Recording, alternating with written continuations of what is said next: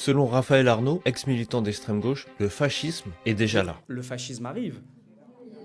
Le fascisme est là. L'exemple qu'il prône, c'est Trump aux États-Unis. Il n'arrête pas de dire que Trump aurait classé les antifas comme terroristes. Déjà, c'est absolument faux, ça n'a jamais été appliqué. Et surtout, j'aimerais vraiment vous rappeler ce que sont les antifas. Pour ceux qui savent pas, les antifas, c'est tout ce qui est vitrine cassée, flics attaqués, et les violences dans les rues, eh ben c'est eux. Si ça, ce n'est pas du terrorisme, qu'est-ce que c'est alors?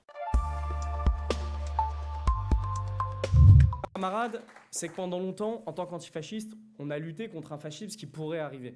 Et d'ailleurs, très souvent, parfois on nous moquait d'ailleurs, on nous méprisait, on nous mettait un peu de côté, on nous disait mais qu'est-ce que c'est que ces huluberlus qui romancent un peu la situation.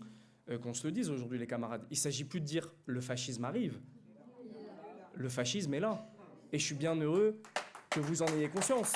On a un exemple très précis, c'est Donald Trump aux États-Unis.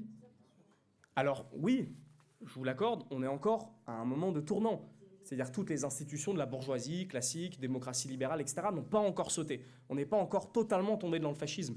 Mais là, on y va tout droit. Qu'est-ce qu'on attend pour décrire ce qui est en train de se passer aux États-Unis comme le fascisme qui arrive, qui est en place petit à petit, qui s'installe, etc. Enfin, je veux dire, les institutions de la Maison-Blanche traitent les sans-papiers comme des aliens.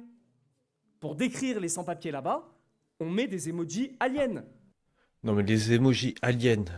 Non mais là c'est lunaire, c'est vraiment n'importe quoi là. Arnaud qui nous sort que les Américains utilisent l'emoji alien pour parler des sans-papiers. Non mais sérieusement, un emoji, c'est ça ton exemple du fascisme? C'est vraiment ça le fascisme? Pendant que toi t'es là à sortir ton vieux discours de merde, y a pas des Français qui n'arrivent pas à payer leurs factures? Il y a des Français qui n'arrivent même plus à remplir leur caddie de courses. Et toi t'es là à nous parler de fascisme et d'emoji alien. Et le fameux mot magique, le fascisme. Chez LFI, c'est toujours la même méthode. Si tu veux clore un débat, tu crées au fascisme. Tu commences à sortir des arguments. Oh non mais toi t'es un facho, t'es un facho. Voilà, c'est le seul truc qu'ils savent faire, c'est ça. Tout y passe, la droite, la police, les opposants, tout le monde. Si un policier en plus, il est noir, on l'a déjà vu dans une manif, on le traite de vendu.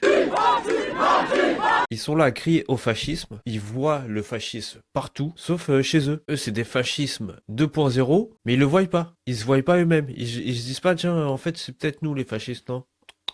Non, non, non, ça se passe pas comme ça ici. Nous, on est la bien-pensance. On peut vraiment se poser la question, est-ce qu'il sait seulement ce que c'est que le vrai fascisme? Parce que comparer Trump, des emojis et la France de 2025, franchement, c'est ridicule. Non, mais en plus, regardez son public. Ça, c'est des militants, ça? Ils sont là, ils sont assis dans une pièce chauffée, ils applaudissent à tout ce qu'il dit. Moi, j'ai vraiment l'impression qu'ils sont payés, hein. Après, moi je dis ça, je dis rien. En tout cas, ça ressemble pas à un discours pour convaincre. Pour moi, ça ressemble plus à une pièce de théâtre. Donc, pour Raphaël Arnaud, le fascisme est là. Mais le vrai danger, c'est pas ton discours qui est complètement vide de sens, qui veut rien dire, qui détourne l'attention des vrais problèmes? L'insécurité, immigration massive, factures qui explosent, inflation dans tout le pays. Non, non, on va parler des emojis aliens. Ça me sidère. Mais et vous? Qu'est-ce que vous en pensez? Est-ce que le fascisme est vraiment là? Ou c'est juste du cinéma LFI pour exister? Je vous pose quand même la question.